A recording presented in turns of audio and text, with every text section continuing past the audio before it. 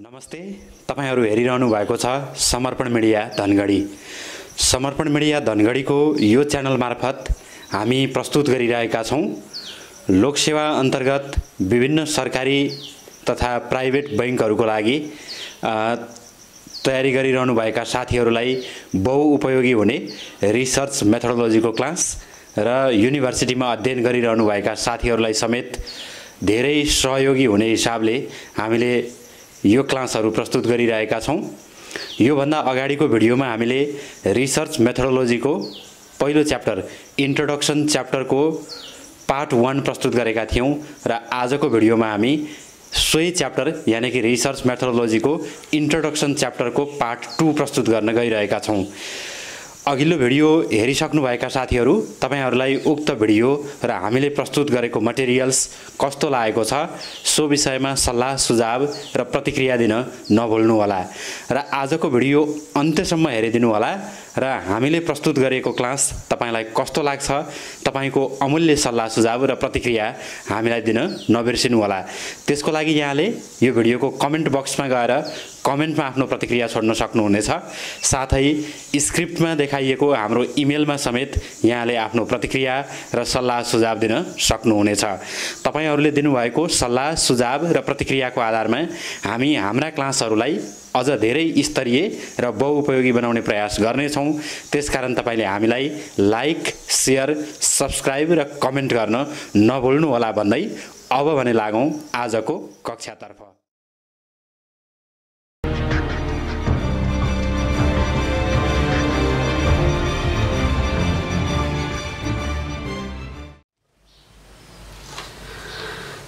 अघिल्लो भिडियो हामीले जहाँ समापन गरेको थियौं त्यहीबाट म आजको यो भिडियो सुरुवात गर्न गइरहेको छु। टु बी कन्टिन्युड लेखिएको छ यहाँ तपाईहरुले देखिरहनु भएको छ र यसभन्दा पछाडी हामीले डिस्कस गर्ने टपिक म्यानेजमेन्ट रिसर्च हो। साथीहरु हामी म्यानेजमेन्ट रिसर्चको विषयमा अबको हेडिङमा छलफल गर्छौं। यसको लागि म्यानेजमेन्ट भनेको के हो भनेर हामीले म्यानेजमेन्टलाई सबैभन्दा पहिला परिभाषित गर्यौं भने म्यानेजमेन्ट रिसर्च के हो बुझ्न अझै सहज हुन्छ। म्यानेजमेन्टलाई विभिन्न तरिकाले परिभाषित गरिएको पाइन्छ। The art of getting things done through others, यसरी तपाईले विभिन्न किसिमका परिभाषाहरू हेरिराख्नु भएको हुन्छ र म्यानेजमेन्टलाई म्यानेजरियल फंक्शन्सको आधारमा हामीले डिफाइन गर्यौं भने त्यो अझै बढी मिनिङफुल हुन्छ। म्यानेजरियल फंक्शन्सहरू भनेको तपाईले यो सेन्टेन्समा देख्न सक्नुहुन्छ। यहाँ हामीले म्यानेजरियल फंक्शन्स भनेर लेखेका छौं। म्यानेजरियल फंक्शन्स भन्नाले POSDC, P भनेको प्लानिङ, O भनेको अर्गनाइजिङ, S भनेको स्टाफिङ, D भनेको डाइरेक्टिङ, त्यसैगरी C भनेको कन्ट्रोलिङ। POSDC यसरी भनिन्छ र यहाँ सँगसँगै कोअर्डिनेटिङ पनि राखिएको छ। लास्टको C को अर्थ तपाईले कन्ट्रोलिङ कोअर्डिनेटिङ दुईटै पोइन्ट लेख्न सक्नुहुन्छ। कुनै पनि अर्गनाइजेसनमा म्यानेजरले म्यानेजरियल डिसिजन मेकिङ गर्दै जाँदा अथवा म्यानेजरियल फंक्शन्सहरू क्यारी आउट गर्दै जाँदा जति पनि प्रब्लमहरू देखा पर्छन् ती प्रब्लमहरूको सोलुसन खोज्नको लागि गरिने रिसर्चलाई म्यानेजरियल रिसर्च भनिन्छ। म फेरि एकपटक भन्छु, म्यानेजरियल फंक्शन्सहरूसँग रिलेटेड कुनै पनि अर्गनाइजेसनको म्यानेजरले म्यानेजरियल फंक्शन्सहरू क्यारी आउट गर्दा म्यानेजरियल फंक्शन्सहरू सँग रिलेटेड जति पनि प्रब्लमहरू देखा पर्छन् ती प्रब्लमहरूको सोलुसन खोज्नको लागि म्यानेजरियल डिसिजन मेकिङलाई इफेक्टिभ बनाउनको लागि र अर्गनाइजेसनको म्यानेजरियल फंक्शन्सहरूलाई इफेक्टिभ बनाउनको लागि गरिने रिसर्चलाई म्यानेजरियल रिसर्च भनिन्छ। यो पहिलो सेन्टेन्समा जानुस्।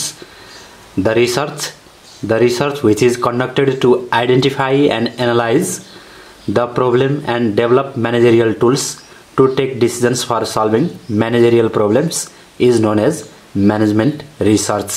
नामबाट पनि प्रश्न छ। म्यानेजरियल प्रब्लम्सहरू आइडेन्टिफाई गर्नको लागि, एनालाइज गर्नको लागि र ती प्रब्लम्सहरूको सोलुसन खोज्नको लागि अथवा प्रब्लमहरू सल्भ गर्ने डिसिजन मेकिङ गर्नको लागि गरिने रिसर्चलाई म्यानेजमेन्ट रिसर्च भनिन्छ। यसलाई चाहिँ हामीले म्यानेजरियल प्रब्लम्सहरूसँग रिलेटेड भनेर बुझ्नुपर्छ। त्यसपछि यो दोस्रो सेन्टेन्समा In other words, the research which is conducted to identify and solve the problems related with managerial functions, यो सजिलो डेफिनेसन छ।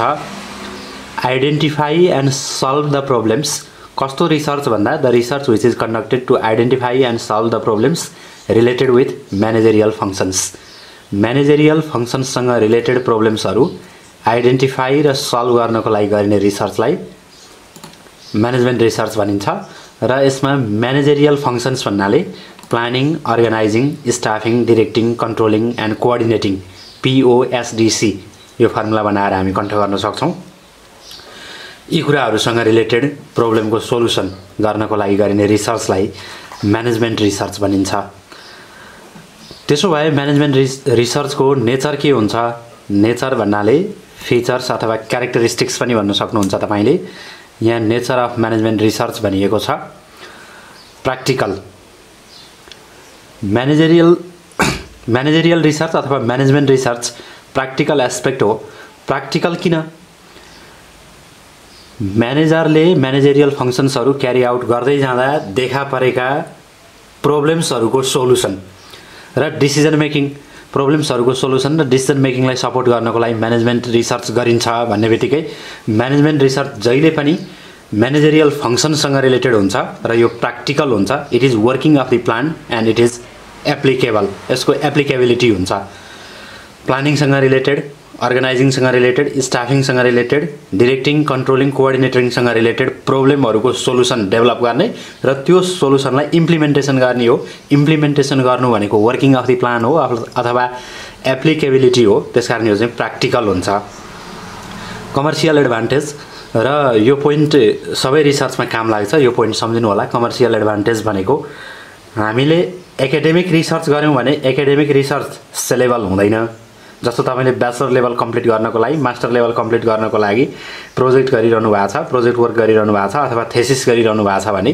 त्यो चाहिँ सेलेबल हुँदैन त्यसको कमर्सियल भ्यालु हुँदैन तर विभिन्न फन्डिङ एजेन्सीजहरूले अथवा अर्गनाइजेसनहरूले रिसर्चरहरूलाई रिसर्चको लागि फन्डिङ गर्छन् स्पोन्सर गर्छन् र त्यसको आधारमा चाहिँ रिसर्चरहरूले फाइनान्शियल पेमेन्ट मनिटरी पेमेन्ट लिएर रिसर्चहरू कन्डक्ट गर्नुहुन्छ जसको कारणले गर्दा यसको कमर्सियल एडभान्टेज हुन्छ कुनै अर्गनाइजेसनमा प्रब्लम आयो त्यो प्रब्लमको सोलुसन के हुन्छ भनेर तपाईले रिसर्च गर्दिनु भयो तपाईको रिसर्च सेल हुन्छ त्यसकारण यसको कमर्सियल एडभान्टेज हुन्छ अर्गनाइजेसनले रिसर्चरलाई पे गर्छ gap between theory and practice जसलाई डबल हर्डल्स भनिन्छ थ्योरीमा एउटा कुरा हुने प्र्याक्टिसमा अर्को कुरा हुने त्यसैगरी यो मल्टिडिसिप्लिनरी अथवा ट्रान्सडिसिप्लिनरी भन्ने पोइन्ट छ मल्टिडिसिप्लिनरी भन्ने बित्तिकै डिसिप्लिनको अर्थ सब्जेक्ट हो म्यानेजमेन्ट रिसर्च धेरैवटा सब्जेक्टहरूको कम्बिनेसन हो यसमा strategic management business environment human resource management sociology anthropology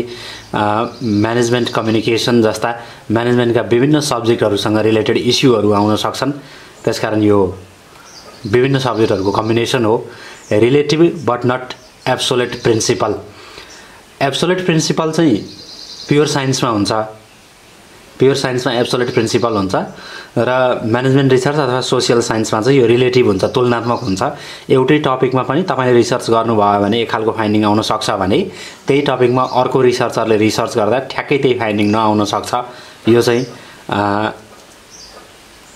personal डिफरेन्सको कारणले गर्दा सिचुएसन डिफरेन्सको कारणले गर्दा कन्टेक्स्ट र कन्टेन्ट अनुसार यो चाहिँ रिलेटिभ हुन्छ तुलनात्मक रूपमा फरक पर्दै जान्छ यसरी हामीले म्यानेजमेन्ट रिसर्च भनेको के हो र यसको विशेषताहरू के हुन्छन् भन्ने छलफल गर्यौं म्यानेजमेन्ट रिसर्च भनेको के हो म तपाईलाई यो क्वेशन सोध्छु तपाईले यो क्वेशनको जवाफ सोच्नुस् त म्यानेजमेन्ट रिसर्च भनेको के हो व्हाट इज म्यानेजमेन्ट रिसर्च पक्कै पनि तपाईको दिमागमा आन्सर आइरहेको पनि होला the research which is conducted to identify and solve the problems related with managerial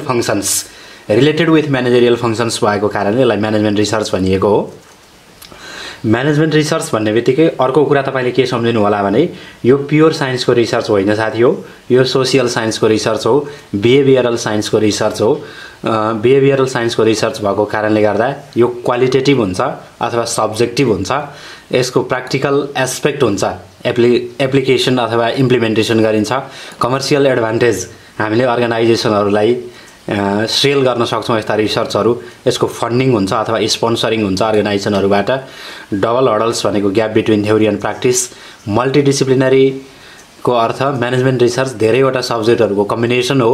यसमा चाहिँ म्यानेजमेन्टका सबै सब्जेक्टहरुको नाम तपाईले लेख्न सक्नुहुन्छ र यो चाहिँ रिलेटिभ हुन्छ, एब्सोल्युट हुँदैन। कारण के त भन्दा यो सोशल साइन्ससँग रिलेटेड रिसर्च हो, बिहेभियरल अथवा साइकोलोजिकल साइन्ससँग रिलेटेड रिसर्च हो, प्योर साइन्सको रिसर्च होइन। यो सब्जेक्टिभ हुन्छ अथवा क्वालिटेटिभ हुन्छ। यसपछाडि म्यानेजमेन्ट रिसर्चको इम्पोर्टेन्स के, युजेज अथवा इम्प्लिकेसन्स अथवा भ्यालु अफ म्यानेजमेन्ट रिसर्च, यो भनेको एउटै हो, इम्पोर्टेन्स, युजेज, इम्प्लिकेसन्स अथवा भ्यालु अफ म्यानेजमेन्ट रिसर्च। यसको अर्थ यसको प्रयोग कहाँ गरिन्छ, यसको महत्त्व के हुन्छ, यसको युज के हो भन्ने कुरा हामी यो हेडिङमा छलफल गर्छौं। तपाईलाई म के भनौं भने कुनै पनि डिसिजन मेकिङ हामी गरिरहेको छौं भने डिसिजन मेकिङसँग जहिले पनि अनसर्टेनिटी भन्ने कुरा एसोसिएटेड भएर आउँछ साथी हो। जस्तो एकछिनको लागि सोच्नुस्, तपाईले कुनै कम्पनीको शेयरमा लगानी गर्ने भनेर डिसिजन गर्नुभयो भने तपाईले लगानी गरिसकेपछि लगानीसँग रिलेटेड अनसर्टेनिटी जो हुन्छ त्यो अनसर्टेनिटी तपाईले बियर गर्नै पर्छ, अनसर्टेनिटी लिनै पर्ने हुन्छ। हरेक डिसिजनमा अनसर्टेनिटी हुन्छ। अनसर्टेनिटीलाई मिनिमाइजेसन गर्नको लागि म्यानेजमेन्ट रिसर्च गरिन्छ। सबैभन्दा फन्डामेन्टल इम्पोर्टेन्स भनेको चाहिँ यही हो। The most fundamental importance of management research is that it reduces the uncertainty of managerial decision making. म्यानेजरले प्लानिङसँग रिलेटेड कुनै डिसिजन गर्दै गर्दा त्यो डिसिजनसँग रिलेटेड अनसर्टेनिटी जो छ त्यो अनसर्टेनिटीलाई मिनिमाइज गर्नको लागि, रिस्कलाई मिनिमाइज गर्नको लागि म्यानेजमेन्ट रिसर्च गरिन्छ। It explores the opportunities and provides worthy information for decision making. Management research is important in the following dimensions of decision making. Managerial decision मेकिङसँग रिलेटेड यसको इम्पोर्टेन्स हुन्छ।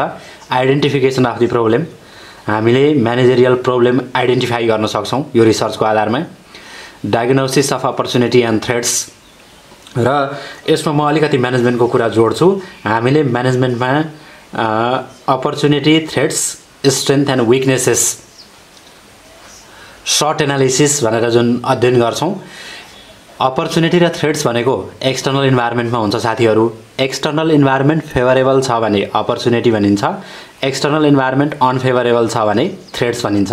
फेरि पनि एकपटक रिपिट गर्छु, एक्सटर्नल इन्भाइरोमेन्टमा अपर्च्युनिटी भनेको favourable external environment भनेको opportunity हो, अनफेभरेबल एक्सटर्नल इन्भाइरोमेन्ट भनेको थ्रेट्स हो। त्यसकारण external इन्भाइरोमेन्टमा either opportunities or threats हुन्छ। त्यसैगरी इन्टर्नल इन्भाइरोमेन्टमा स्ट्रेन्थ र विकनेसेस हुन्छ। तपाईसँग अभाइलेबिलिटी अफ रिसोर्सेस भनेको स्ट्रेन्थ्स हो, ल्याक अफ रिसोर्सेस भनेको विकनेसेस हो। त्यसकारण अर्गनाइजेसनको इन्टर्नल इन्भाइरोमेन्ट, एक्सटर्नल इन्भाइरोमेन्टमा भएका अपर्च्युनिटी, थ्रेट्स, स्ट्रेन्थ र विकनेसेसहरूलाई पनि आइडेन्टिफाई गर्ने गरी हामीले म्यानेजमेन्ट रिसर्च कन्डक्ट गर्छौं। त्यसकारण म्यानेजमेन्ट रिसर्चले म्यानेजरियल प्रब्लम आइडेन्टिफाई गर्छ, एक्सटर्नल इन्भाइरोमेन्टमा भएको अपर्च्युनिटी र थ्रेट्सहरूलाई डायग्नोसिस गर्छ, इन्टर्नल इन्भाइरोमेन्टमा भएको स्ट्रेन्थ र विकनेसेसहरूलाई आइडेन्टिफाई गर्छ।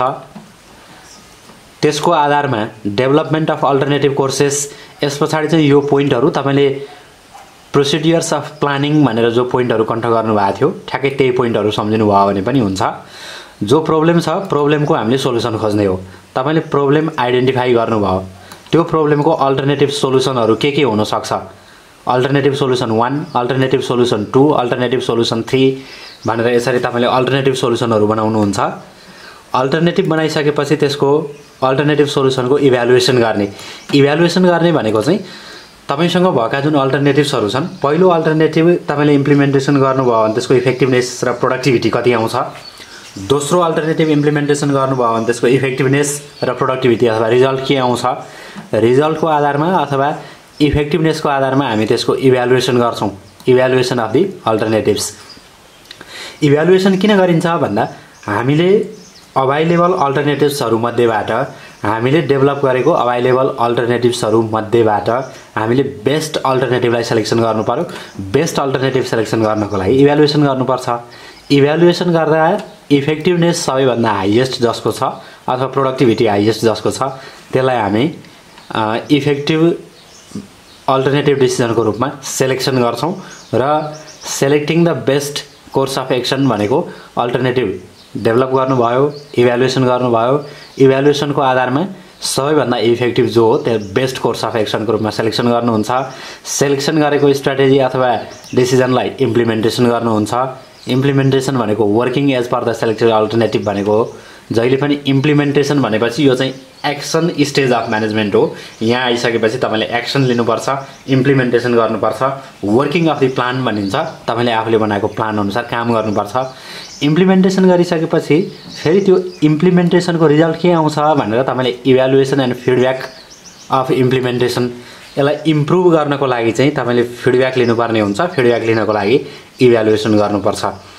यसरी चाहिँ हामी के गर्छौँ भन्दा यो म्यानेजमेन्ट रिसर्चको इम्पोर्टेन्स, यसको महत्त्व भनेको प्रब्लम आइडेन्टिफाई गर्नको लागि, एक्सटर्नल इन्भाइरोमेन्टबाट अपर्च्युनिटी र थ्रेट्स आइडेन्टिफाई गर्नको लागि, इन्टर्नल इन्भाइरोमेन्टबाट स्ट्रेन्थ र विकनेसेस एनालिसिस गर्नको लागि, कुनै पनि म्यानेजरियल प्रब्लमसँग रिलेटेड प्रब्लमको म्यानेजरियल प्रब्लमको सोलुसनको लागि, alternative courses of action development गर्नको लागि, अल्टरनेटिभहरूको इभ्यालुएसनको आधारमा बेस्ट अल्टरनेटिभको सेलेक्सन गरिएको अल्टरनेटिभको इम्प्लिमेन्टेसनको इफेक्टिभनेस अथवा त्यसको आउटकमको इभ्यालुएसन र यो पुरै प्रोसेसको फिडब्याकको लागि हामीलाई म्यानेजमेन्ट रिसर्च युजफुल हुन्छ। यसरी हामीले म्यानेजमेन्ट रिसर्चको चाहिँ युजफुलनेस हेरेका छौँ। फेरि तपाईँलाई म थोरै समरी सम्झाउँछु। म्यानेजरियल फङ्सनसँग रिलेटेड प्रब्लमहरू अथवा म्यानेजरियल डिसिजन मेकिङसँग रिलेटेड प्रब्लमहरू सल्भ गर्नको लागि गरिने रिसर्चलाई म्यानेजमेन्ट रिसर्च भनिन्छ। म्यानेजमेन्ट रिसर्च भनेको प्योर साइन्टिफिक रिसर्च होइन, यो भनेको बिहेभियरल साइन्स अथवा सोसियल साइन्ससँग रिलेटेड रिसर्च हो। त्यसकारण यो रिसर्च क्वालिटेटिभ हुन्छ, सब्जेक्टिभ हुन्छ र यो रिसर्चले चाहिँ अर्गनाइजेसनको इफेक्टिभनेस, अर्गनाइजेसनको पर्फर्मेन्स इम्प्रुभ गर्नको लागि हेल्प गर्छ। म्यानेजरलाई म्यानेजरियल डिसिजन मेकिङका लागि आवश्यक पर्ने विभिन्न किसिमका टुल्सहरू प्रोभाइड गर्नको लागि म्यानेजरियल रिसर्च गरिन्छ भन्नेसम्मको कुरा तपाईँहरूले बुझिसक्नु भएको छ। यस पछाडि अर्को हेडिङ छ applying scientific thinking in management problems, र यो हेडिङमा कन्फ्युजन नहुनु होला साथी हो। अप्लाइङ साइन्टिफिक थिङ्किङ यो शब्दमा फोकस गर्नु। साइन्टिफिक थिङ्किङ भनिएको हो, साइन्टिफिक रिसर्च भनिएको होइन, कन्फ्युज नहुनु होला। म्यानेजमेन्ट रिसर्च भनेको साइन्टिफिक रिसर्च होइन। म्यानेजमेन्ट रिसर्च भनेको सोसियल साइन्ससँग रिलेटेड कुरा हो, बिहेभियरल साइन्ससँग रिलेटेड कुरा हो, साइकोलोजिकल साइन्ससँग रिलेटेड कुरा हो। यो नेचुरल साइन्स हुँदै होइन। नेचुरल साइन्समा क्वान्टिटेटिभ रिसर्च गरिन्छ, सोसियल साइन्समा क्वालिटेटिभ रिसर्च गरिन्छ। हामीले अघिल्लो क्लासमा त्यसको विषयमा छलफल गरेका छौँ। यहाँ साइन्टिफिक रिसर्च होइन कि साइन्टिफिक थिङ्किङ चाहिँ भनिएको हो। हामीले अथवा रिसर्चरले जुन थिङ्किङ गर्ने प्याटर्न हुन्छ त्यो थिङ्किङ गर्ने प्याटर्नलाई पनि साइन्टिफिक बनाउन सकिन्छ। म्यानेजमेन्ट रिसर्च गर्दै गर्दा पनि हामीले म्यानेजरियल प्रब्लम्सहरूको बारेमा थिङ्किङ गर्छौँ। त्यो थिङ्किङ गर्ने प्रोसेसलाई चाहिँ साइन्टिफिक बनाउने भन्ने चाहिँ यो हेडिङको सार हो। यो हेडिङले हामीलाई भन्न खोजेको कुरा चाहिँ त्यो हो।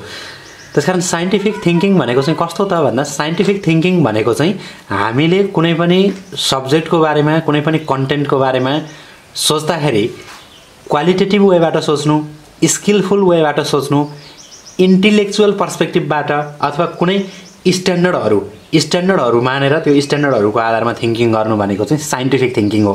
फेरि एकचोटि भन्छु, साइन्टिफिक थिङ्किङ भनेको क्वालिटेटिभ थिङ्किङ हो।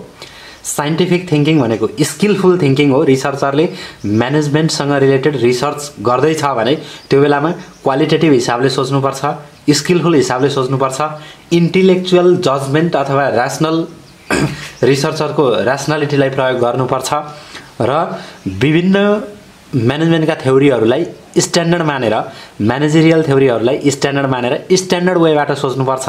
त्यो स्ट्यान्डर्ड वेबाट सोच्ने प्रोसेसलाई चाहिँ हामीले साइन्टिफिक थिङ्किङ भनेका हौँ।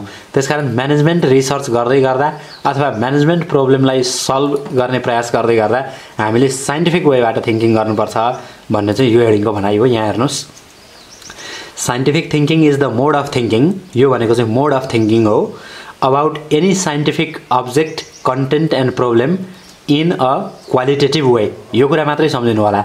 तपाईँले म्यानेजमेन्टसँग रिलेटेड कुनै पनि प्रब्लमको विषयमा सोच्दै गर्दा क्वालिटेटिभ वेबाट सोच्नुभयो भने द क्वालिटेटिभ वे अफ थिङ्किङलाई चाहिँ साइन्टिफिक थिङ्किङ भनिएको हो साथी हो। It is a skill of thinking. Scientific thinking भनेको स्किल अफ थिङ्किङ हो। It is a skill of thinking with application of intellectual standard.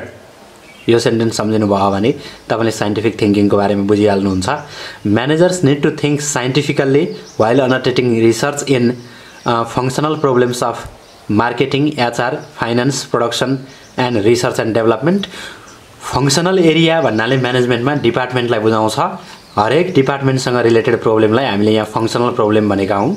तपाईँको अर्गनाइजेसनमा मार्केटिङ डिपार्टमेन्ट हुन्छ, मार्केटिङसँग रिलेटेड प्रब्लमको लागि, प्रब्लम सल्भ गर्नको लागि म्यानेजमेन्ट रिसर्च गरिन्छ। एचआर डिपार्टमेन्ट हुन्छ, एचआरसँग related problem solve गर्नको लागि म्यानेजमेन्ट रिसर्च गरिन्छ। अर्गनाइजेसनमा हुने डिपार्टमेन्टहरूमध्ये marketing, HR, finance, production, accounting, R and D, research and development, यी डिपार्टमेन्टहरूलाई हामी फङ्सनल एरिया अथवा फङ्सनल डिपार्टमेन्ट भन्छौँ। त्योसँग रिलेटेड प्रब्लमहरू सल्भ गर्नको लागि हामीले साइन्टिफिक थिङ्किङ गर्न सक्छौँ भनिएको हो। र साइन्टिफिक थिङ्किङ गर्नको लागि के गर्नुपर्छ भन्दा साइन्टिफिक थिङ्किङ गर्नको लागि direct observation of the phenomena भनिएको छ। हेर्नुहोस्, डाइरेक्ट अब्जर्भेसन भनेको तपाईँले डेटा कलेक्सनको लागि अब्जर्भेसन गर्ने हो। अब्जर्भेसन जसले गर्छ उसले सेकेन्डरी डेटाको प्रयोग गर्दैन, प्राइमरी डेटाको प्रयोग गर्छ। तपाईँले अब्जर्भेसन गर्ने त आफूले फिल्डमा गएर अब्जर्भ गरेर आफ्नो पर्पोज अनुसारको डेटा कलेक्सन गर्नको लागि अब्जर्भेसन गर्ने हो नि त। त्यसकारण यहाँ हेर्नु, यसको एक्सप्लेनेसनमा collection of primary data rather than use of secondary data. अब तपाईँले म्यानेजमेन्टमा साइन्टिफिक थिङ्किङको प्रयोग गरिरहनु भएको छ भने त्यो बेलामा तपाईँ आफै फिल्डमा गएर अब्जर्भेसन गर्नुहोस्, प्राइमरी डेटा कलेक्सन गर्नुहोस् र सेकेन्डरी डेटाको प्रयोग नगर्नुहोस् भनिएको छ। त्यसै गरी clearly defined variables, methods and procedures. आफ्नो रिसर्चको भेरिएबल्सहरू के हुने हो, डिपेन्डेन्ट इन्डिपेन्डेन्ट भेरिएबल्सहरूलाई क्लियरली डिफाइन गर्नु। रिसर्चको मेथोडोलोजी के हुन्छ र रिसर्चको प्रोसिड्युर्स के हुन्छ, रिलेसनसिप अमङ द भेरिएबल्स के हुन्छ भन्ने कुरा क्लियरली डिफाइन गर्नु। त्यसै गरी युज अफ थियोरिज भनेको हामीले जुन हेडिङमा अथवा जुन प्रब्लममा, इस्युमा, केसमा रिसर्च गर्दैछौँ त्यो केससँग रिलेटेड प्रिभेलिङ अथवा एक्जिस्टिङ थियोरिजहरू के छ म्यानेजमेन्टको, एक्जिस्टिङ थियोरिजहरूको अध्ययन गर्नुपर्छ, जसलाई हामीले लिटरेचर रिभ्यू अथवा लिटरेचर सर्वे पनि भन्छौँ। थ्योरीहरूको अध्ययन गर्नुहोस्। Empirically testable hypothesis. Empirically testable hypothesis. Hypothesis जहिले पनि, हाइपोथेसिस भनेको के हो साथी हो, हाइपोथेसिस भनेको चाहिँ इस्टिमेटेड अथवा guess relationship between dependent and independent variable. Dependent र इन्डिपेन्डेन्ट भेरिएबलको बिचमा के सम्बन्ध छ भनेर हामीले त्यो सम्बन्धको गेस गर्नु, त्यसलाई चाहिँ इस्टिमेट गर्नु भनेको चाहिँ हाइपोथेसिस हो। र हाइपोथेसिस जहिले पनि टेस्टेबल हुनुपर्छ। हाइपोथेसिसको विषयमा हामी अर्को हेडिङमा डिटेल छलफल गर्छौँ। हाम्रो हाइपोथेसिसको छुट्टै च्याप्टर पनि छ। र अहिले तपाईँले हाइपोथेसिस भनेको चाहिँ relationship, guess relationship between dependent and independent variables भनेर बुझ्नु होला। र यो चाहिँ म्याथमेटिकल्ली, स्ट्याटिस्टिकल्ली टेस्टेबल हुनुपर्छ जहिले पनि। Statistical justification of the conclusion.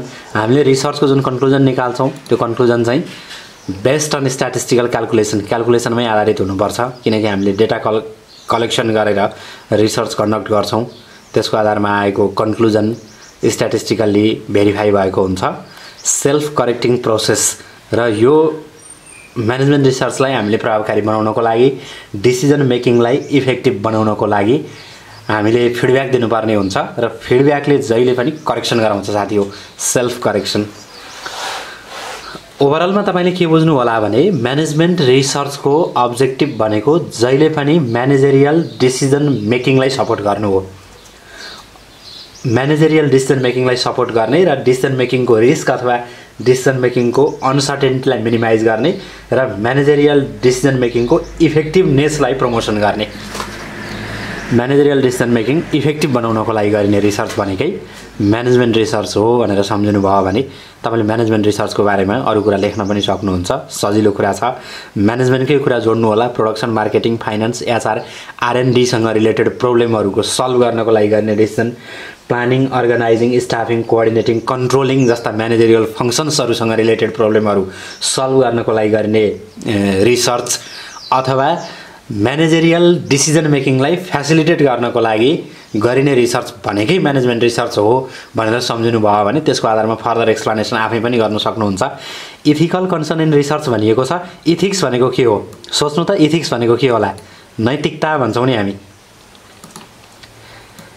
Ethics morality र तपाईलाई म एउटा सानो डेफिनेसन भन्छु। एथिक्स भनेको चाहिँ जहिले पनि a set of moral principles, ethics भनेको सेट अफ मोरल प्रिन्सिपल्स हो। Ethics refers to the set of moral principles that guides the differences between what is right and what is wrong. कुनै कुरा right हो कि wrong हो भनेर हामीले छुट्याउनको लागि जुन प्रिन्सिपलको प्रयोग गर्छौं त्यो प्रिन्सिपल भनेकै हाम्रो के हो? एथिक्स हो। जस्तो तपाईले चुरोट पिउनु हुन्छ कि हुँदैन, तपाईको एथिक्सले तपाईलाई चुरोट पिउन दिन्छ कि दिँदैन भनेपछि तपाईले आफ्नो पर्सनल प्रिन्सिपल त्यहाँ प्रयोग गर्नुहुन्छ, पर्सनल प्रिन्सिपल त्यहाँ प्रयोग गर्नुहुन्छ र तपाईले डिसाइड गर्नुहुन्छ कि यो रङ हो अथवा यो राइट हो। यदि तपाईलाई राइट लाग्यो भने तपाईको प्रिन्सिपलले त्यसलाई राइट भन्छ भने तपाईले त्यो गर्न मिल्छ, चुरोट तान्नु ठीक हो भनेर तपाईले डिसाइड गर्नुहुन्छ। यदि तपाईको आफ्नो मोरल प्रिन्सिपलले यो चाहिँ इट्स रङ भन्यो भने तपाईले त्यो काम गर्नुहुन्न भनेपछि कुनै काम गर्नुहुन्छ कि हुँदैन, गुड हो कि ब्याड हो, राइट हो कि रङ हो, whether it is to be done or it is not to be done भनेर तपाईले डिसाइड गर्ने जुन आधार हुन्छ त्यो डिसाइड गर्ने आधारलाई हामी इथिक्स भन्छौं।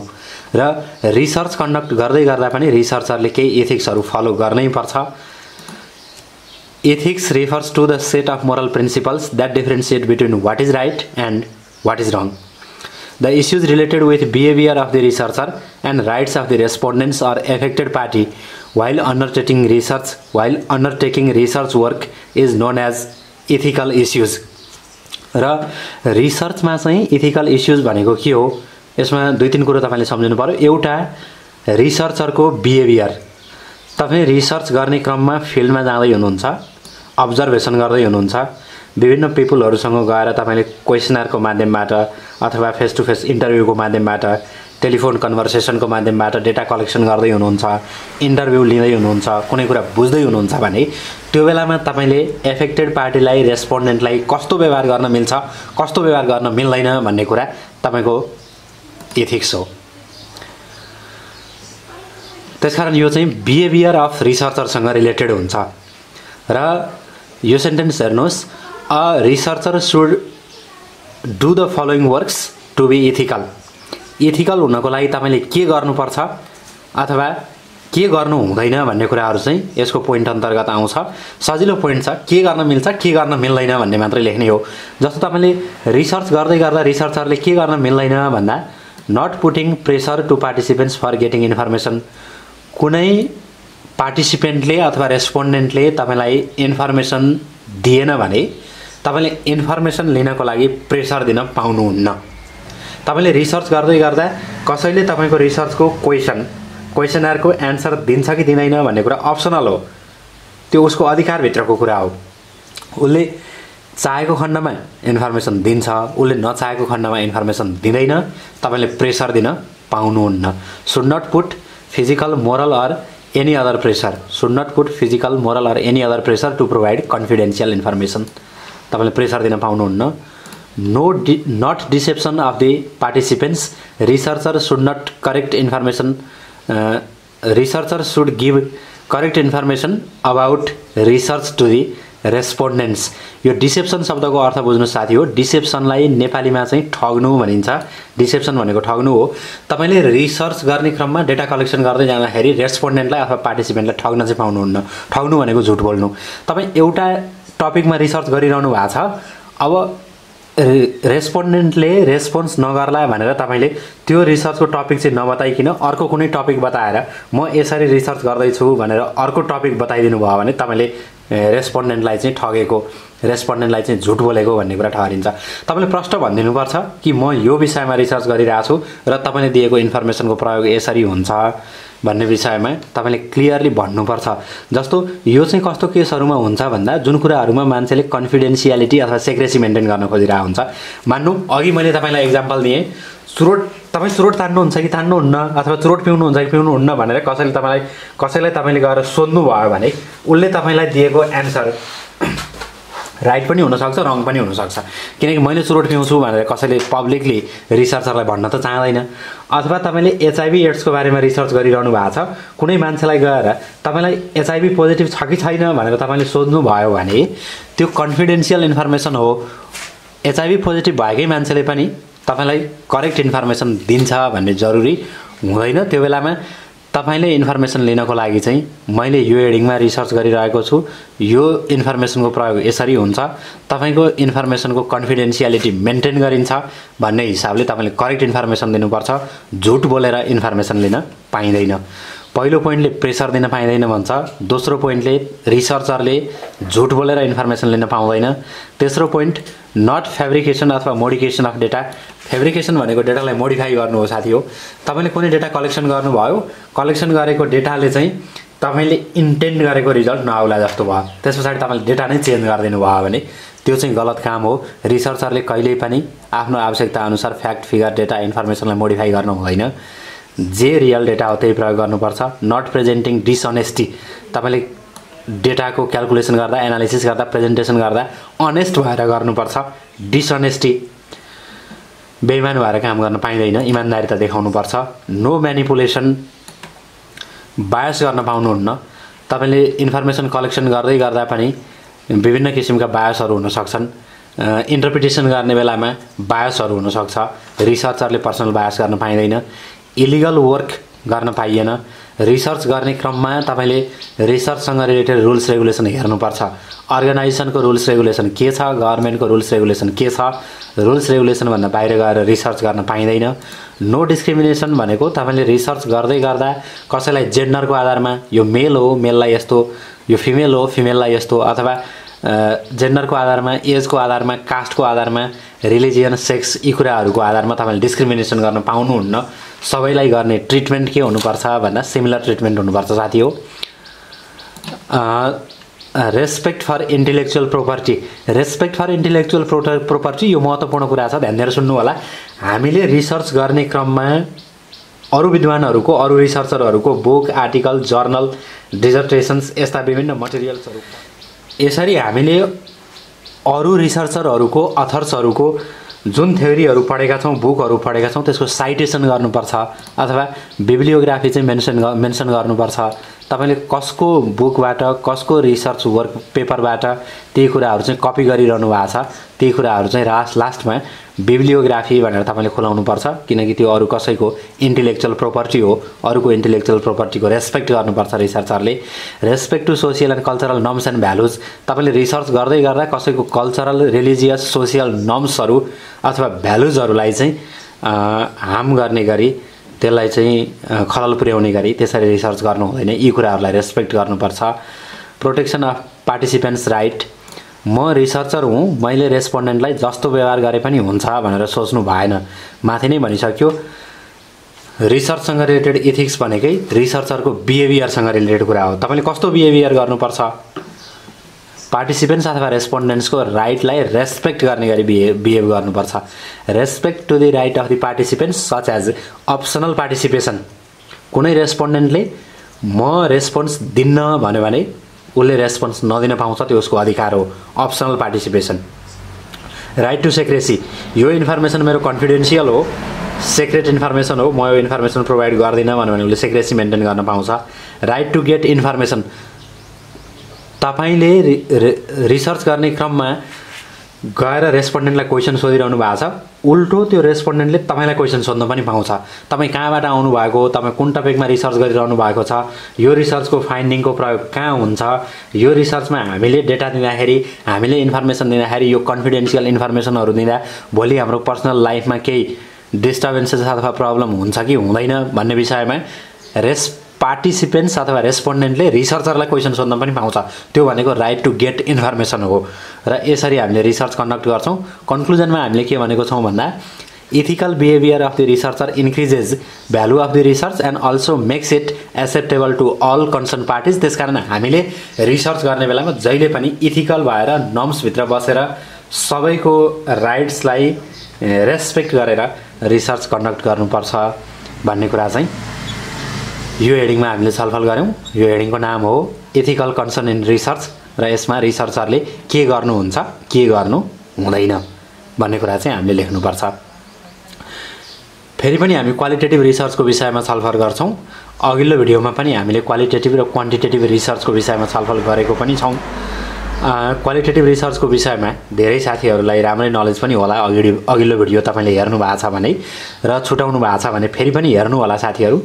भन्नुहोस् त क्वालिटेटिभ रिसर्च भनेको के हो? क्वालिटेटिभ रिसर्च भनेको चाहिँ कुनै पनि सब्जेक्टिभ फेनोमेना, अघिल्लो भिडियोमा पनि मैले तपाईँलाई यही भनेको थिएँ, सब्जेक्टिभ फेनोमेना।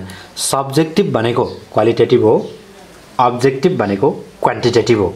फेरि एकचोटि भन्छु, सब्जेक्टिभ भनेको क्वालिटेटिभ हो, अब्जेक्टिभ भनेको क्वान्टिटेटिभ हो। हामी क्वालिटेटिभ रिसर्च गर्दैछौँ भन्नुको अर्थ चाहिँ सब्जेक्टिभ फेनोमेना। सब्जेक्टिभ फेनोमेना भनेको डेटामा, फ्याक्टमा अथवा फिगरमा, नम्बरमा एक्सप्रेस गर्न नसकिने कुरा। जस्तो कुनै मान्छे कति दयालु छ भन्ने कुरामा हामीले रिसर्च गर्नु पर्यो, त्यो भनेको नम्बरमा एक्सप्रेस गर्न मिल्दैन।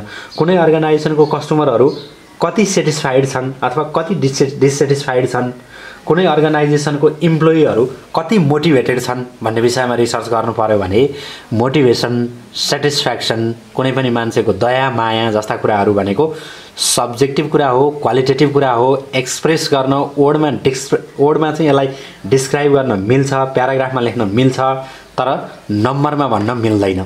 नम्बरमा भन्न नमिल्ने यस्ता कुराहरूमा गरिने रिसर्चलाई क्वालिटेटिभ रिसर्च भनिन्छ। सब्जेक्टिभ फेनोमेनामा हुन्छ। यसको अब्जेक्टिभ के हो भन्दा यसको अब्जेक्टिभ भनेको चाहिँ डेप्थ नलेजको लागि यस्तो रिसर्च गरिन्छ। सोसियल साइन्समा यो कुरा प्रयोग हुन्छ, यो कुरा नबिर्सिनु होला साथीहरू।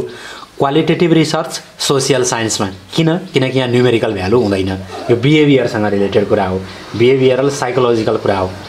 र प्योर साइन्टिफिक रिसर्चमा चाहिँ अथवा नेचुरल भेरिएबल्सहरूमा चाहिँ क्वान्टिटेटिभ रिसर्च गरिन्छ। अघिल्लो भिडियोमा पनि हामीले त्यो कुरा भनिसकेका छौँ।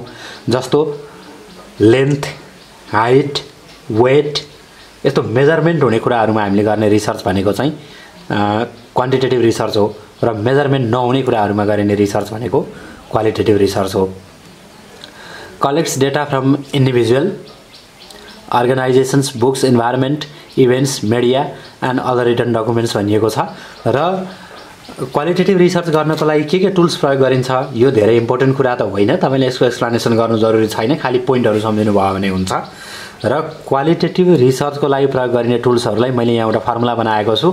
लोकसेवा तयारी गर्ने साथीहरू अथवा अन्य युनिभर्सिटीकै एक्जाम तयारी गर्ने साथीहरूले पनि थ्योरीमा यसरी पोइन्टहरू कन्ठ गर्नको लागि चाहिँ सर्टकट फर्मुला मेथडहरू प्रयोग गर्न सक्नुहुन्छ। जस्तो यो फर्मुला मैले कसरी बनाएँ, यो पोइन्टहरू हेर्दै जानु। कन्टेन्ट एनालिसिसबाट सी, कन्भर्जन एनालिसिसबाट सी, कम्प्यारेटिभ एनालिसिसको फर्स्ट अल्फाबेट सी, ग्राउन्डेड थियोरीको जी र डिस्कर्स एनालिसिसको डी, यी फर्स्ट अल्फाबेटहरू निकालेर मैले यो बनाएको छु। जस्तो हामीले कुनै पनि मान्छेको नाम र मान्छेको नाम पछाडि जी भन्छौँ नि, जस्तो विकास जी, यसै गरी चाहिँ दिल्ली जी, यसरी हामीले मान्छेको नामको पछाडि जी लगाउँछौँ। त्यसै गरी यहाँ मैले एउटा नाम बनाउने प्रयास गरेको हुँ। डिसी भन्ने एउटा थर हुन्छ, डिसी भनेको चाहिँ थर हो। अब सिसी भनेको चाहिँ मान्छेको नाम हो भनेर सम्झिनु भयो भने मान्छेको नाम सिसी, थर डिसी, अनि उसलाई बोलाउँदाखेरि हामीले जी भन्यौँ। अब त्यसरी पढ्दाखेरि यो के भयो त भन्दा सिसी डिसी जी भनेर तपाईँले कन्ठ गर्नुभयो भने, सिसी डिसी जी भनेर कन्ठ गर्नुभयो भने यसरी यो पोइन्टहरू आउँछ। सी भनेको कन्टेन्ट एनालिसिस, सी भनेको कन्भर्जन एनालिसिस, डी भनेको चाहिँ डिस्कर्स एनालिसिस, अर्को सी भनेको कम्प्यारेटिभ एनालिसिस र जी भनेको ग्राउन्डेड थ्योरी। यसरी तपाईँले सर्टकट फर्मुलाहरू बनाएर कन्ठ गर्न सक्नुहुन्छ। Features of qualitative research, qualitative रिसर्चको विशेषता के हुन्छ र यो विषयमा तपाईँलाई म फेरि पनि सम्झाउँछु। क्वालिटेटिभ रिसर्च भन्ने बित्तिकै जहिले पनि यो सोसियल साइन्ससँग रिलेटेड छ। सोसियल सेटिङ, अर्गनाइजेसनल सेटिङमा गएर सोसियल बिहेभियर, ह्युमन बिहेभियर कस्तो हुन्छ, मान्छेले आफ्नो जिन्दगी कसरी बाँचिरहेका छन्, अर्गनाइजेसनमा काम कसरी गरिरहेका छन्, त्यो विषयमा हामीले रिसर्च गर्ने हो। त्यसकारण यो चाहिँ स्टडिङ, यो पोइन्ट हेर्नुहोस्, studying lives of the people in real world condition, representing the views and perspective of the people, covering the contextual conditions within which people live. मान्छे कुन सिचुएसनमा बाँचिरहेछ भनेर तपाईँले गएर कन्टेक्स्ट हेर्ने हो।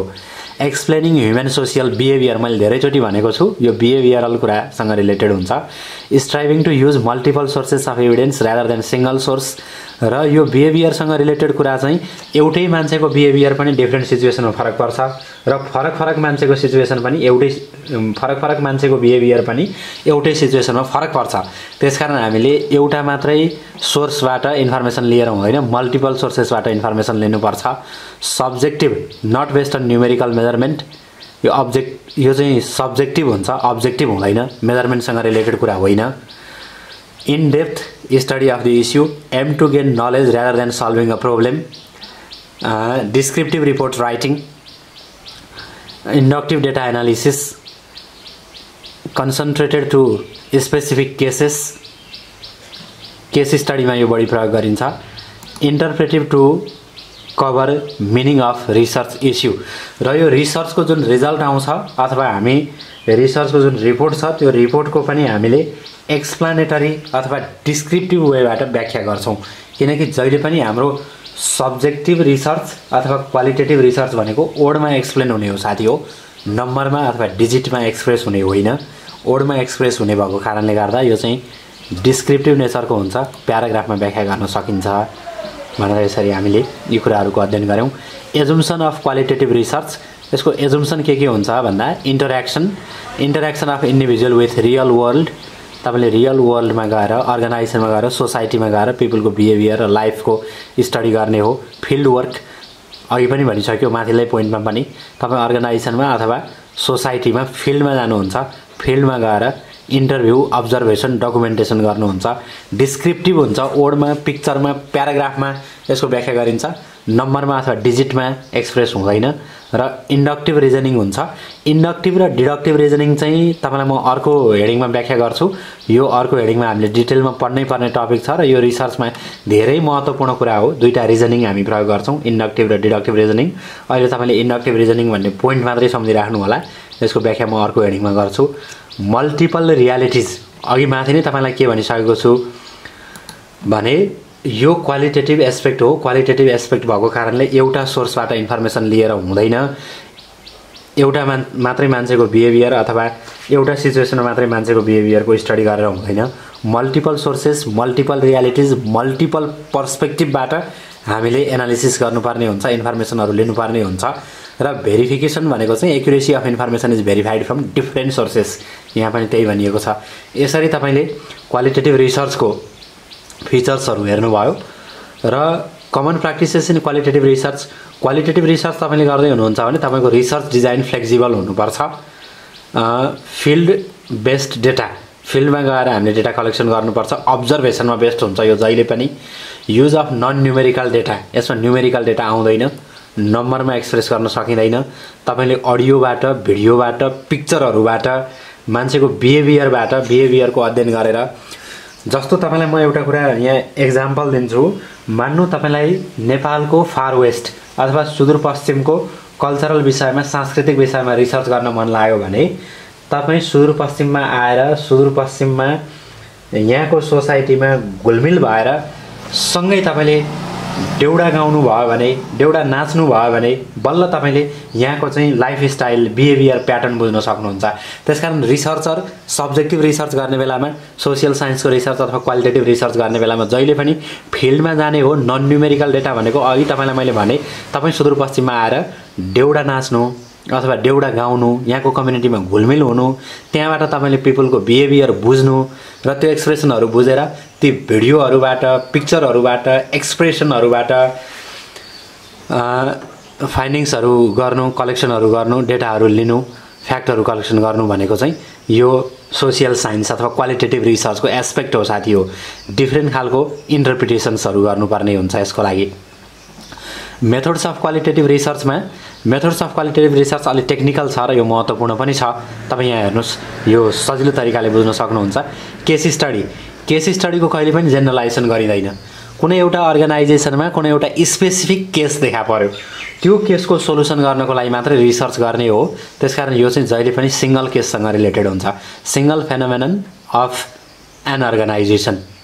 कुनै पनि अर्गनाइजेसनमा एकछिन हामी उदाहरणको लागि लिउँ, इम्प्लोइहरू चाहिँ इन्डस्ट्रियल लकअप तपाईको अर्गनाइजेसनमा तालाबन्दी गर्नेसम्मको सिचुएसनमा पुगे, त्यो भनेको त्यो एउटा मात्रै अर्गनाइजेसनको केस हो, अर्को अर्गनाइजेसनको लागि त्यो कुरा एप्लिकेबल नहुन सक्छ। त्यसकारण single phenomenon of an organisation तपाईले डाइरेक्ट कुनै अर्गनाइजेसनले अहिले फेस गरेको कुनै एउटा specific case specific problem solve गर्नको लागि रिसर्च गर्नुहुन्छ भने त्यो केस स्टडी हो, त्यो अर्को ठाउँमा तपाईको रिसर्च काम नलाग्न पनि सक्छ। इथ्नोग्राफिक स्टडी भनेको चाहिँ anthropological study of a cultural group. तपाईले कुनै एउटा कल्चरल ग्रुपमा गएर मानवशास्त्रसँग रिलेटेड रिसर्च गर्नु पर्यो। कल्चरल ग्रुपमा गएर तपाईले धान नाचको विषयमा अथवा छाउपडीको विषयमा कुनै एउटा कल्चरल स्पेसिफिक ग्रुपमा गएर गरिने स्टडी हो यो चाहिँ। त्यसैगरी यो फेनोमेनोलोजिकल स्टडी भनिएको छ। तेस्रो फेनोमेनोलोजिकल स्टडी भनेको चाहिँ ह्युमन एक्सपिरियन्ससँग रिलेटेड स्टडी हो। जस्तो अहिले हामी बन्दाबन्दीमा छौँ, यो बन्दाबन्दीको अवस्थामा मान्छेको साइकोलोजी अथवा यो बन्दको पिरियडमा मान्छेको अनुभव कस्तो रह्यो भनेर बन्द सकिसकेपछि लकडाउन सकिसकेपछि तपाईले कुनै रिसर्च गर्नुहुन्छ भने त्यो भनेको चाहिँ फेनोमेनोलोजिकल स्टडी हो। फेनोमेनोलोजिकल स्टडीमा एक्सपिरियन्ससँग रिलेटेड कुराहरू गरिन्छ। जस्तो कुनै एउटा वैज्ञानिक चन्द्रमामा पुगेर आयो भने चन्द्रमामा पुग्दाखेरि उसलाई कस्तो अनुभव भयो त, एक्सपिरियन्ससँग रिलेटेड स्टडी गर्नु भनेको चाहिँ फेनोमेनोलोजिकल स्टडी हो, ह्युमन एक्सपिरियन्ससँग रिलेटेड हुन्छ। ग्राउन्डेड थियरी भनेको ग्राउन्डेड भन्ने बित्तिकै यो नामबाट पनि प्रष्ट छ। तपाईले ग्राउन्डमा गएर रुट बेस्ड भएर अब्जर्भेसनको आधारमा गर्नुहुन्छ भने त्यसलाई ग्राउन्डेड थ्योरी भनिन्छ। फिल्ड रिसर्च भनेको पनि फेरि के हो, फिल्ड रिसर्च भनेको पनि अब्जर्भेसनमै आधारित हुन्छ। तर यसको अब्जर्भेसन कस्तो भन्दा observation of the participants. Field रिसर्चमा हेर्नु यो पनि अब्जर्भेसनमै आधारित हुन्छ, तर observation of the participants on the natural state. Natural state भनेको चाहिँ तपाईले म रिसर्च गर्नको लागि आइरहेको छु भनेर इन्फर्मेसन नै दिनुहुन्न। तपाईले विदाउट इन्फर्मेसन कसैलाई अब्जर्भ गर्नुभयो भने उसको बिहेभियर, उसको लाइफ स्ट्यान्डर्ड, लाइफको जुन प्याटर्न छ त्यो प्याटर्न चाहिँ नेचुरल हुन्छ। ऊ जस्तो स्टाइलमा दैनिक व्यवहार देखाउँछ त्यही स्टाइलमा व्यवहारहरू गरिरहेको हुन्छ र तपाईले अननोइङली उसलाई चाहिँ इन्फर्मेसन नदिकिन अब्जर्भ गर्नुभयो भने त्यो चाहिँ फिल्ड रिसर्च हो। तर ग्राउन्डेड थ्योरीमा चाहिँ तपाईले भन्नुहुन्छ म यो रिसर्चको लागि आएको छु र म तपाईको बिहेभियर स्टडी गर्छु भनेर तपाईले इन्फर्मेसन दिएर गर्नुभयो भने ग्राउन्डेड थ्योरी। इन्फर्मेसन नदिकिन नेचुरल सेटिङमा गएर जस्तो काठमाडौँको रोडमा पैदल यात्रुहरूको बिहेभियर कस्तो हुन्छ भनेर तपाईले कुनै एउटा आकाशे पुलमाथि बसेर पैदल यात्रीहरूलाई इन्फर्मेसन नै नदिइकिन अब्जर्भेसन गरिरहनु भएको छ भने त्यो भनेको observation of the participants on the natural state हो। तपाईले भन्नु भएको छैन नेचुरल्ली मान्छेले जस्तो बिहेभियर गरिरहेछ त्यसको अध्ययन गरिरहनु भएको छ भन्ने अर्थ लाग्छ साथीहरू।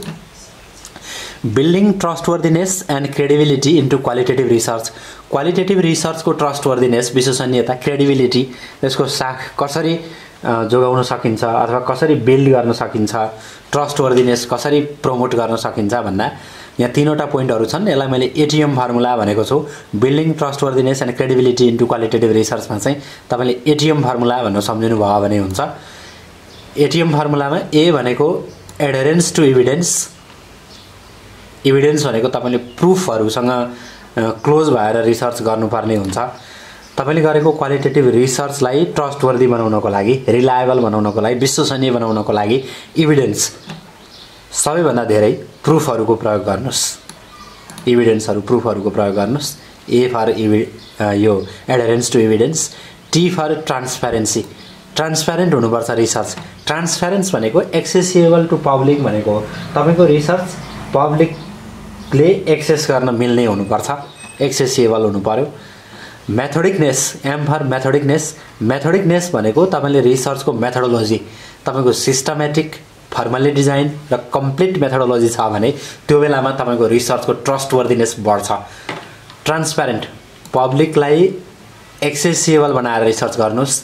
मेथोडिकनेस, क्लियर मेथोडोलोजी र सिस्टम प्रयोग गर्नुस्। एडहेरेन्स टु इभिडेन्स भनेको बढी भन्दा बढी प्रुफहरुको प्रयोग गर्नु र फ्याक्टहरु कलेक्सन गरेर रिसर्च गर्नुभयो भने तपाईको रिसर्चको चाहिँ ट्रस्टवर्दिनेस अथवा क्रेडिबिलिटी प्रमोट हुन्छ भनिएको हो। स्ट्रेन्थ अफ क्वालिटेटिभ अथवा सब्जेक्टिभ रिसर्च, सब्जेक्टिभ अथवा क्वालिटेटिभ रिसर्चको स्ट्रेन्थ के हुन्छ साथीहरू? स्ट्रेन्थ चाहिँ यो पोइन्ट हेर्नुस्, issues can be explain in detail and depth. यो भनेकै हामीले डिस्क्रिप्टिभ तरिकाले व्याख्या गर्ने हो। डिस्क्रिप्टिभ अथवा एसे स्टाइलमा जाँदाखेरि जहिले पनि हामी डिटेलमा जान सक्छौँ, डेप्थमा जान सक्छौँ। Open and free interview with the respondent, flexible framework to adapt environmental changes. यस्तो कुरामा इन्भाइरोमेन्टल सेटिङहरू, इन्भाइरोमेन्टल कुराहरू चेन्जेस भइरहेको हुन्छ, त्यो चेन्जलाई एडप्ट गर्नको लागि हाम्रो क्वालिटेटिभ रिसर्चको रिसर्च फ्रेमवर्क चाहिँ जहिले पनि मोडिफिएबल हुनुपर्छ, फ्लेक्सिबल हुनुपर्छ। इन्भाइरोमेन्ट चेन्ज हुँदा हामीले हाम्रो रिसर्चको प्याटर्न, मेथोडोलोजी पनि चेन्ज गर्नुपर्ने हुन्छ। Capture human behaviour through research on human experience, finding the complexities of human behaviour through qualitative studies, transferability of findings to other related studies भनेर यसरी हामीले क्वालिटेटिभ रिसर्चको स्ट्रेन्थको पोइन्टहरू पनि यहाँ हेऱ्यौँ।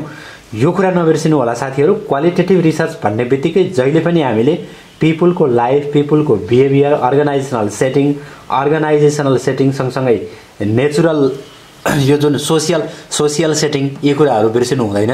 हामीले पिपुलको लाइफ, ह्युमन बिहेभियर, ह्युमन एक्सपिरियन्सेससँग रिलेटेड कुराहरूको चाहिँ अध्ययन गर्ने हो। र यहाँ लास्टमा मैले केही क्वेसनहरू पनि राखेको छु। यो क्वेसनहरू राख्नुको कारण चाहिँ अहिले हामीले जुन पहिलो भिडियो बनायौँ, पहिलो भिडियो बनाइसकेपछि धेरै साथीहरूले फिडब्याक दिनुभएको छ। ब्याङ्किङ तयारी गरिरहनु भएका साथीहरूले पनि फिडब्याक दिनुभएको छ। युनिभर्सिटीका साथीहरूको पनि फिडब्याक हामीले प्राप्त गरिरहेका छौँ। र विशेष गरी यो ब्याचलर 4th इयरको एक्जाम आइरहेको र त्यो कारणले गर्दा एक्जाम फोकस्ड भएर केही कुराहरू भनिदिनु होला भनेर धेरै साथीहरूले अनुरोध गर्नुभएको कारणले गर्दा मैले उहाँहरूकै केही ओल्ड क्वेसनहरू यहाँ राखिदिएको हुँ, अरू केही पनि होइन। तर यो भिडियो सबै साथीहरूलाई युजफुल छ। हुँदाहुँदै पनि ब्याचलर 4th इयरका साथीहरू यहाँ क्वेसन हेर्न सक्नुहुन्छ। अघिल्लो भिडियो र यो भिडियोसँगै हामीले च्याप्टर 1 कम्प्लिट गरेका छौँ र यो च्याप्टरहरू यो स्ट्रेन्थ अफ क्वालिटेटिभ अथवा सब्जेक्टिभ रिसर्च भन्ने टपिक सँगसँगै हाम्रो यो च्याप्टर सकिएको छ। अघिल्लो भिडियोमा हामीले आधी च्याप्टरको छलफल गरेका छौँ र यो भिडियोमा हामीले च्याप्टरको आधी पार्ट छलफल गरेका छौँ। साथीहरू, आजको यो भिडियो क्लास हेरिसकेपछि तपाईलाई हाम्रो क्लास कस्तो लागेको छ? आफ्नो सल्लाह, सुझाव र प्रतिक्रिया तथा तपाईको मनमा कुनै जिज्ञासा छ भने आफ्नो जिज्ञासा समेत हामीलाई पठाउन सक्नुहुनेछ। त्यसको लागि तपाईले कमेन्ट बक्समा गएर आफ्नो कमेन्ट छोड्न सक्नुहुनेछ। साथै हामीले तपाईलाई प्रदान गरेको इमेल आइडी मार्फत समेत तपाईले आफ्नो सल्लाह, सुझाव, प्रतिक्रिया र जिज्ञासाहरू राख्न सक्नुहुनेछ। आफ्नो प्रतिक्रिया र जिज्ञासाहरू राख्न नभुल्नु होला। साथै यो भिडियोमा जोडिनु भएका नयाँ साथीहरू जति हुनुहुन्छ तपाईहरुको लागि यो भन्दा अगाडिका भिडियोहरुको लिंक समेत हामीले हाम्रो डिस्क्रिप्सनमा उपलब्ध गराएका छौं। लोकसेवा तयारी कसरी गर्ने अथवा आफ्नो पढाइलाई कसरी प्रभावकारी बनाउने भन्ने विषयमा हामीले पहिलो भिडियोमा यहाँहरुलाई टिप्सहरु प्रदान गरेका छौं भने दोस्रो भिडियोमा रिसर्च मेथोडोलोजीको इन्ट्रोडक्सन च्याप्टरको पहिलो पार्ट प्रस्तुत गरेका छौं र आज तपाईले हेर्नु भएको भिडियो भने हामीले प्रस्तुत गरेको तेस्रो भिडियो हो। यी तीनवटै भिडियोहरु सुरक्षित राख्नको लागि आफ्नो टाइमलाइनमा शेयर पनि गर्नु होला र हाम्रो च्यानललाई सब्स्क्राइब गरेर सहयोग गरिदिनु होला। हवस् त, धन्यवाद।